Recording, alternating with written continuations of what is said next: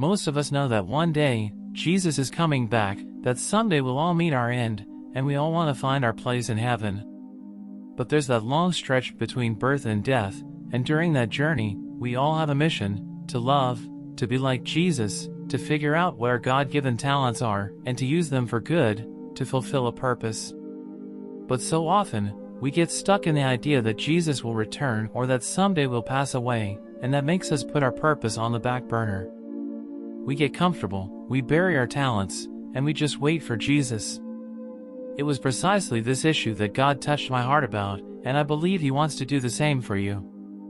In Matthew 25:14, Jesus shared the parable of the 3 servants. The boss was about to go on a trip and entrusted his wealth to 3 employees, giving each of them money according to their abilities. The first 2 got right to work and doubled the money, while the third, out of fear of making mistakes, decided to bury the money to ensure there'd be no risk of loss. When the boss returned, the third employee simply returned the amount he had received.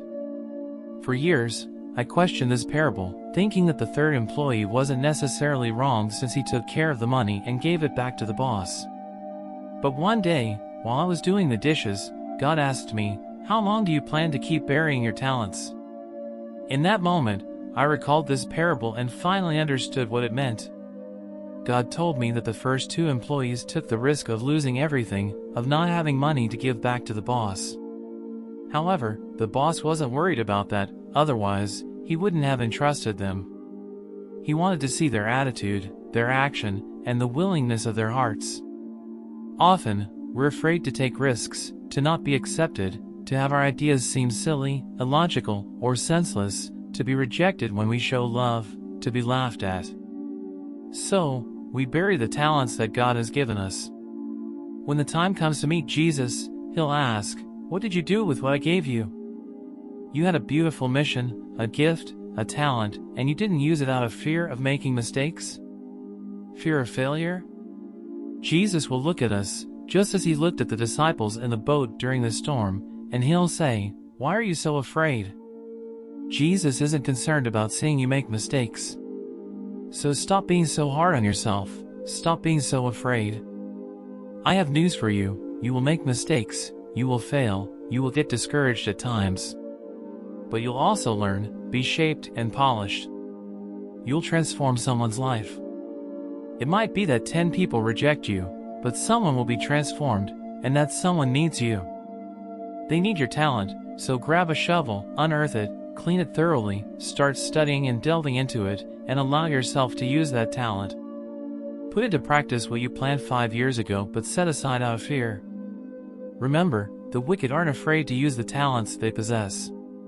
They might do things imperfectly, spread lies, deceive people, but they do. They aren't afraid of what others will think of them. If they, acting in that manner, can succeed, why do you think you can't, with all your reverence for God, all the respect in your heart, and the strength that comes from above to sustain you? How can we be afraid? Today, decide to step out of your comfort zone, unbury your talent, and use it to spread the love that lies within you, too. Change someone's life who's eagerly awaiting your action, a prayer, a hug, a care. The world needs you. The dream of most people is to prosper. At some point, everyone has dreamed of a beautiful house with custom furniture, a luxurious and comfortable car, annual vacations, family getaways, comfort and stability for our loved ones. But there comes a moment in life when we realize that all these dreams have been left behind, and we settle for the basics, for the little, for just enough. Why do we leave our dreams behind?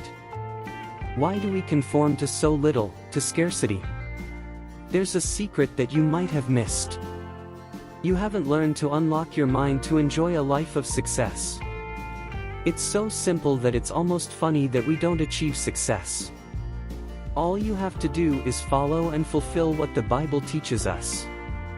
Whether you believe it or not, the Bible holds all the directions and paths for your success or failure. Our lack of knowledge about it often leads to our failure. In Joshua 1 verse 8, it says, "Do not let this book of the law depart from your mouth. Meditate on it day and night so that you may be careful to do everything written in it. Then you will be prosperous and successful. What is meditation? Meditation is to think, to remember it all day, in your decisions, in moments of anguish, and even in moments of joy, all the time. God wants you to have a life of abundance. He is the owner of everything, of gold, of silver. The Bible tells us that in heaven, we'll walk on streets of gold. And it's not about showing off, it's because God has so much that He doesn't need it. Gold is so insignificant that it's under His feet to be trodden upon. He's the one who created everything we have and gave us the intelligence to create everything that exists today to make our lives easier and simpler each day. In Matthew 7 verse 11, Jesus says that even though we are evil, we know how to give good gifts to our children. How much more will our Father in heaven give good gifts to those who ask Him? So, learn to read this manual, to meditate on the wise words written in it. Use all the guidance and teachings when making decisions. Be faithful, consistent, be wise. Understand all the directions to a successful life that Solomon wrote about in Proverbs. Be a kind person because that's what God wants from you. Learn to ask, to put Him first, and all other things will be added to your life. My wish for you is to prosper, to be happy, to be healthy, to live a fulfilling life, to enjoy beautiful moments, to go on incredible trips, to create unforgettable memories. Remember, you are someone, you have value, you are amazing. You just need to believe in yourself more. I sincerely hope that this message has blessed your day. To reach even more people, I ask you to like this video, subscribe to this channel, and share it with those you believe need to hear this message. God bless you.